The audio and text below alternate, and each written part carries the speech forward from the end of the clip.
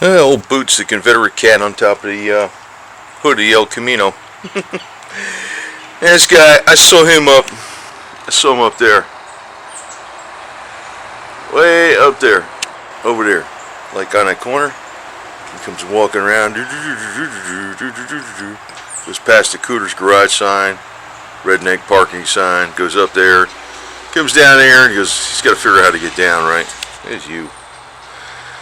Yeah. We had his dry food up here, and I just went out and gave him some wet food, and I gave him a bunch of treats on top of his wet food. This guy, man, he's like clockwork. Right? Good old cat. Ah, you love this guy, man. God. He's our Confederate cat, see? Right there. Dun, dun, dun. Look at that flag, man.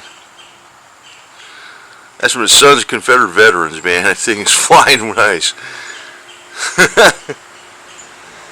That's flying nice. See, when that one flies real good, this one's still down there. And then when that one's still over here.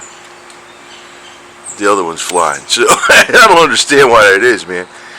Of course, I got my thermometer up there. Here. Man. You know, I've been trying to, I might put a video out on this. We'll see what happens later, though. Been trying a little experiment with, this is a Beck zapper. And I got it on 4 hertz. And I got my tens pads on here. You see how the tens pads are kind of on here with this buckle thing. And, you know, one thing, well, there's a thing where when you're using this kind of zapper, you get, they call it transfection, actually. It's when you're using the lower hertz frequencies for the blood electrification on these type of things here, you get like uptake of nutrients extra fast. So if you're drinking some espresso coffee and you got this on 4 hertz, man, it's going to really give you a big jolt, you know what I mean?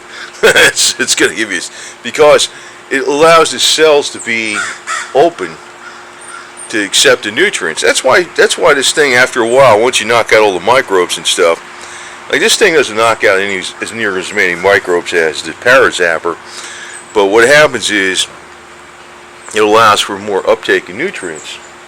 But I started thinking, I says, you know, hey, wait a minute, what about vitamin C? There's like no real toxic limit on the uptake. So I was taking like 30,000 units of vitamin C a day. I still am, right? But I started upping it to like 40, 45 just in the last couple of days.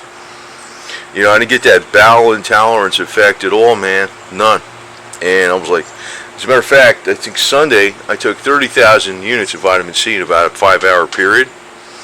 And, didn't have to go run to the bathroom or nothing like that, because normally if you do that, hang it up.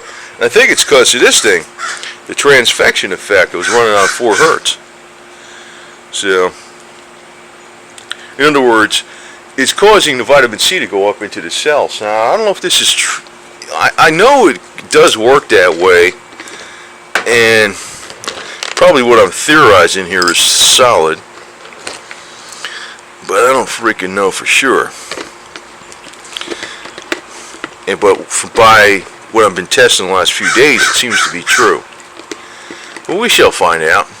But you know what? I started thinking. I says, you know, if this is true, you can cause your body to uptake vitamin C into your cells maybe better than IV vitamin C by just taking plain old oral vitamin C and using a 4 hertz zapper or 1 hertz. Maybe the Parazapper 1 hertz works, because the highest transfection works at 1 hertz. But then there's also voltage too. So there's a couple things in the equation. We're going to find out though. So there might be some new development coming out here. I don't know, man. We might find out some new shit here. As I start thinking, I says, you know, if you could actually get the vitamin C directly uptake into your cells, and you're taking shitloads of it, guess what? You're going to be like reverse aging. There's going to be one thing that can screw you up. All the toxins in the world are going to get inert, because that's the big drawback of vitamin C. You can't get it inside the cells that easy. So even when you take the vitamin C intravenously and you got loads of it in the blood, you know what happens? It doesn't necessarily get into cells. How you doing there, buddy? He's doing alright. You know, that's why the Live On Labs liposomol, true liposomol, not the homemade stuff, works pretty damn good because it gets into cells. I started thinking, well, wait a minute, what about that transfection effect that causes nutrients? That's why they warned you about, you know, using the Beck type zapper, with taking too much of this or that or some crap or medicines or whatever the hell it is, or even aspirin, that you can get an extra effect. There's gonna be another cat over here who's gonna have a like happy time with them treats, man. So I figured, you know, there's one thing out there though that you could take a shitload of. There's no upper toxic limit. Like I think it was Dr. Cathcart or whatever the hell it was. He was pumping up to 500,000 milligrams of vitamin C into the veins of some people. I don't know. It was like, well, but you know, a much smaller amount of Live On Labs vitamin C would work because it actually gets into the cells, right? You doing okay, little guy, huh? You still got that scab on him, but it ain't bleeding or nothing. What's the matter, huh? You still hungry? What are you looking for? You want some wet stuff? You want some wet meow meow food? You got some right there. And you got treats with that, stupid. No, they're going to call you stupid.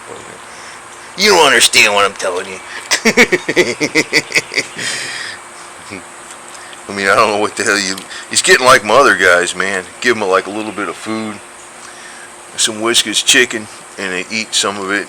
Then they go, meow, I want some else. It's like they want a 12-course meal, man. They want a little of this and a little of that. Want some liver and chicken. They want some turkey giblets. God, dudes, the more you give them, the more they want. You just kind of like people in some ways. You get spoiled, man. Right? Huh?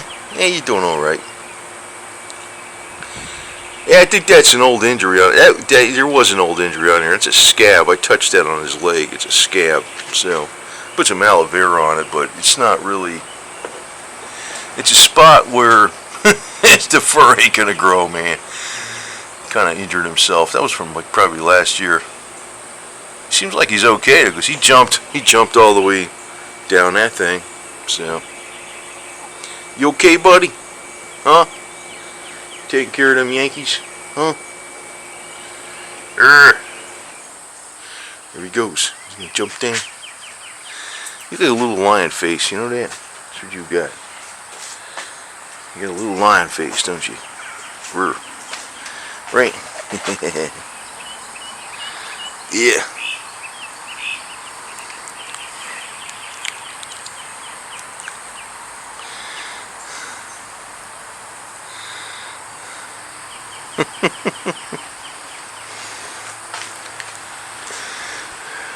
You know, this El Camino would have been a pretty cool Dukes of Hazzard car, but you know, I guess I know why they did the '69 Dodge Charger was the freaking NASCAR circuit.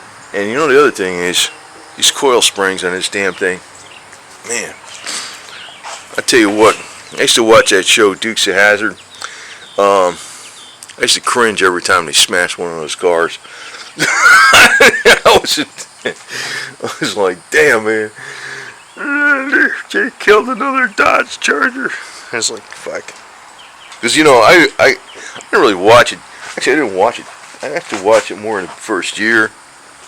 I didn't see a lot of it till much later on because I was in the Marine Corps and I was overseas, and you know, we had to. And I didn't really watch television out there, but they had the Far East Network. I don't know what the hell they freaking showed. Forced Entertainment Network, that's what we used to call it. But I just didn't really not watch TV much. So I remember watching the beginning episodes when it first came out. I was like, wow, this crew's crazy. That's the spirit of it. Alright, cat, going by the big oak trees. He's a big oak tree, look at that thing. Some of the raccoons go up there. He's around the other side. There he is. He's popping out. There he is, see? He's going around the other side. Where's he going?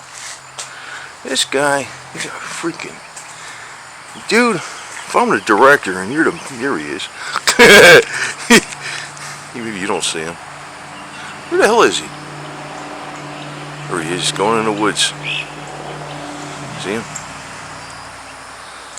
He hangs out by me and he goes in that patch of woods over there. Okay, there he goes.